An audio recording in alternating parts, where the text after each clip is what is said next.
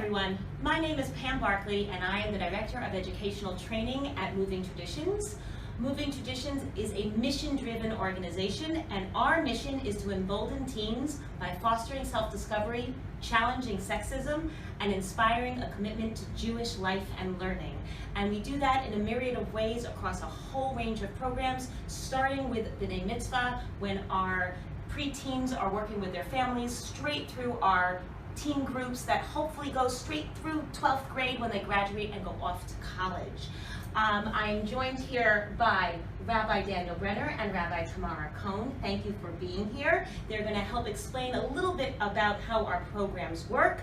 We have 3 different teen programs operating right now: Rosh Chodesh for self-identified teenage girls, Shevet for self-identified teenage boys, and Selem, our newest online group for non-binary youth who want to meet in that kind of environment. So, first and foremost, 3 different groups, different gendered kinds of groups. So why different gendered spaces? What's behind that, especially given today's world? It's a great question, because on one level we are feeling that we are beyond gender, and certainly many teens are feeling that way and are identifying in lots of different ways around gender and feel a sense of fluidity and wanting to be together. And yet we also recognize that gender norms are alive and well and affecting the daily lives of teens online and in person in ways that can be harmful and deserve space to reflect on, talk about, examine, and challenge. And so we believe that it's really important to still have set aside time, 2 hours a month, to meet in gender-specific groups with people who share your gender identity, to unpack some of those messages that are coming at you all the time around what are you supposed to be doing and liking, and how are you supposed to be moving through the world if you identify as a girl, or if you identify as a boy, or if you identify as non-binary. What parts of that do you want to hold on to and value, and what parts of that do you want to push up against and change? And that doing that in a community of like-minded, like-gendered people and friends is really going to be a helpful way at reaching health and happiness as a teenager and eventually as an adult. Yeah, I think it's particularly important for teen boys because I think that when teen boys are in a mixed gender environment, maybe they'll say, yeah, I think sexism is bad, I think it's not so great. But then when they're with their guy friends, they maybe will laugh at something that is sexist, or they will dismiss something that is sexist, or even worse, perpetuate something that is sexist. And being in a environment with other self-identified guys and hearing, no, actually it's part of our responsibility to challenge sexism, because sexism is bad for us, it is bad for all people, and it's something that we can push back against. That's an incredibly healthy message.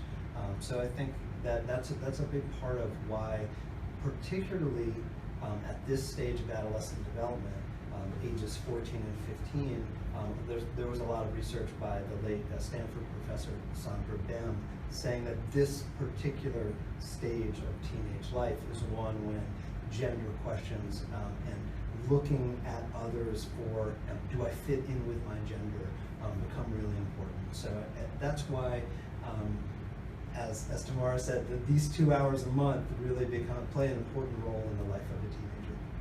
So there's a lot of things going on in the life of a teenager, and how do you see them as being differently handled in these different gender groups? Can you give me an example of an issue that might be seen from a different perspective depending on your gender? Sure, we know that stress and anxiety are up for kids of all, for teens of all genders, and that there's a lot of pressure to succeed academically and to achieve. And we also know that those play into different tropes for those socialized as boys and those socialized as girls. So there might be more of a competition, status piece of it, and difficulty in asking for help that you'll see among boys, and among girls, a pressure to be perfect, to hide how much work actually went into something and not talk about the levels of stress and depression that are occurring and rising among girls, so that it's the same issue, but it's experienced differently and comes up against different gender norms, or plays into different gender norms, and so it's helpful to talk about it separately. I would add that there's also a fair amount of segregation in digital worlds. I always joke that girls are taught to care for and feed unicorns, and boys are taught to kill unicorns. And it's not like there's somebody, you know, trying to manipulate them. It's just there's lots of targeted games, and when I would say even before they're teenagers, even when younger children are starting to get into digital environments, they're entering often into very gender-coded heavy environments, and giving them a space where they can talk about how they're supposed to be in a digital environment and what gender codes are happening in a digital environment, I think can be really incredibly healthy. So what do we hope to achieve in these groups? What is it what are the outcomes that you're looking for in any of these groups? That's a good question. So we start off with something that is very basic, and that is that we would like for every teenager to have this experience that I have a voice, and I can push back against the pressures, whether they're cultural pressures or pressures around a gender norm or gender code. And I will be supported by a group of people who are also pushing back against those pressures. And I think that for each one of our group leaders, the question that they are focused on is making sure that each individual teenager is thinking, what do I need to grow? And like asking that question again and again in multiple different ways on multiple different topics. So I think the first thing is just basically starting with that self-esteem and self-confidence and finding your voice. And then the other things that the program focuses on are friendship and building bonds and connections to other teenagers, which happen naturally in our groups in all sorts of wonderful ways. And lots of times teenagers say in our groups, I didn't realize I would be friends with that kind of person, but now because of this group, I'm friends with different kinds of people, and that is incredibly wonderful. And the third thing is for teenagers to experience the Jewish community and the flow of the Jewish community in terms of rituals and seasonal cycles and a Jewish ritual that brings people together.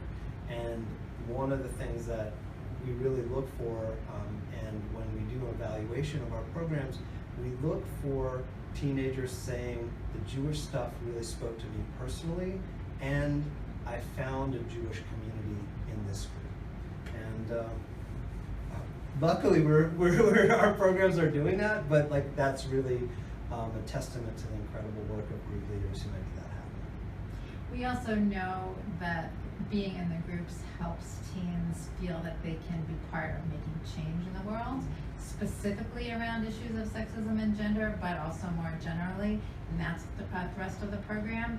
And as in the past few years, we have relaunched the program, specifically Rosh Chodesh and Shevet, and then created Selem. We've been doing a lot of research and very focused on what are the current issues in the lives of 8th grade girls, 8th grade boys, 9th grade boys, 9th grade girls, non-binary teens, and that's all woven into the monthly curriculum. So thinking about looking at all of the specific challenges and areas for growth, because it's really built also around the social and emotional learning and development and the skills that they're not getting in school or in other contexts. Right, okay, so I'm sold, right? I'm sold. So now I want to know, I'm going to come to this training, and what makes this training different? Like, what can I expect at this training? It's a good thing to be prepared for, because you're coming both to a training that is going to teach you a lot about the curriculum and familiarize yourself with the modalities that we use in our groups. It's also going to give you an opportunity to practice what it's like to be a group leader with group of teens that might be easy one day and challenging another day, and give you really a chance to practice that and gain wisdom from the other people in the room.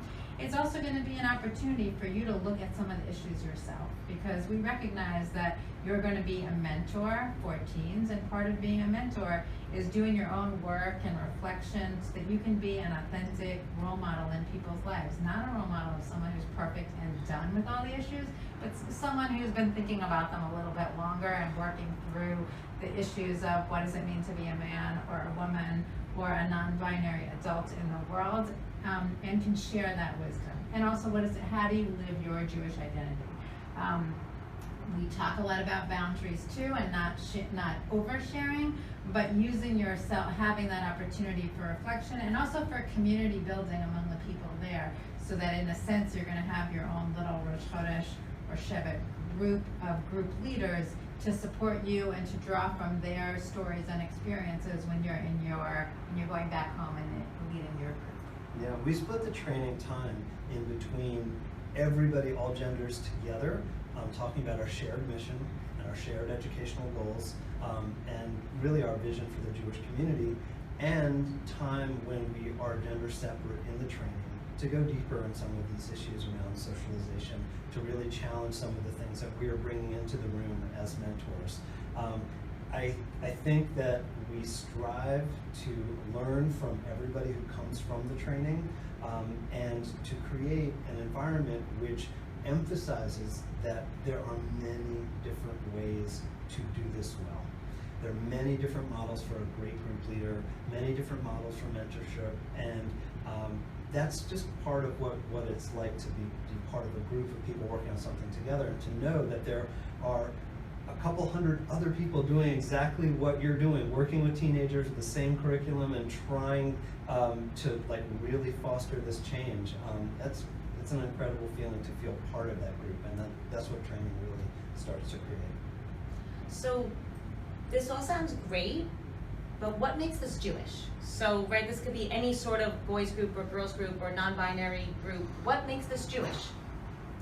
So I'm going to give the answer from history first.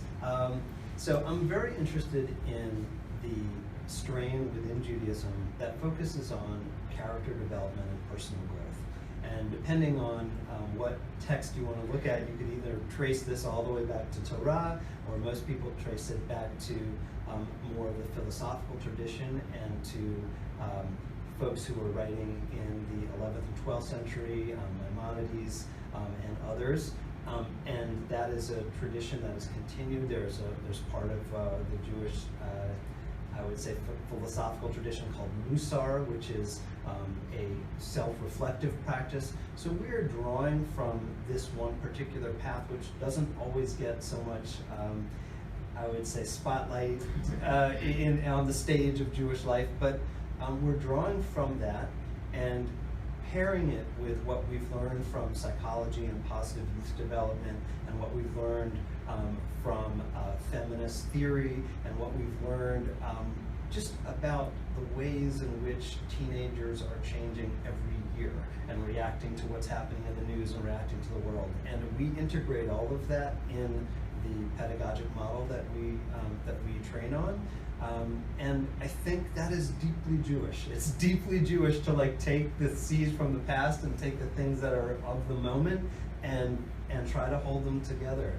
And that to me is like the Jewish piece of it, in addition to some other more explicit ways that is Jewish. Yeah, our teen groups, part of the origin of them is that we were looking for a way for Jewish teens to stay engaged in Jewish life in a way that is actually meaningful, where it feels like, oh, I get it, this is relevant to the issues that I'm dealing with as an adolescent. It's actually helpful. And we know that from research that it is actually helpful to be connected to a spiritual or religious community. And so that's a very important part of Rosh Chodesh and Shevet and so on.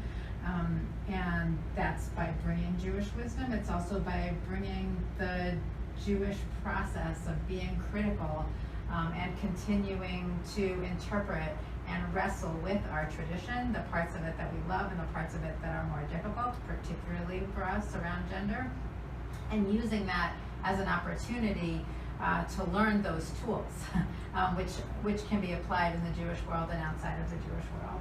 And also a key part of our groups is the ritual that opens and closes groups. In Rosh Chodesh groups, that involves lighting a candle and marking the beginning of the month with Rosh Chodesh, and that's a part that we know participants really love and feel connected to, and gives them a tool that they can use for the rest of their lives for creating meaning and connection and stopping and reflecting, and in that way marking Jewish time and feeling that in that way they're contributing to Jewish life, and that Jewish life is a source of goodness and a positive source in their life and in the world. Thank you. Thank you both for sharing your thoughts.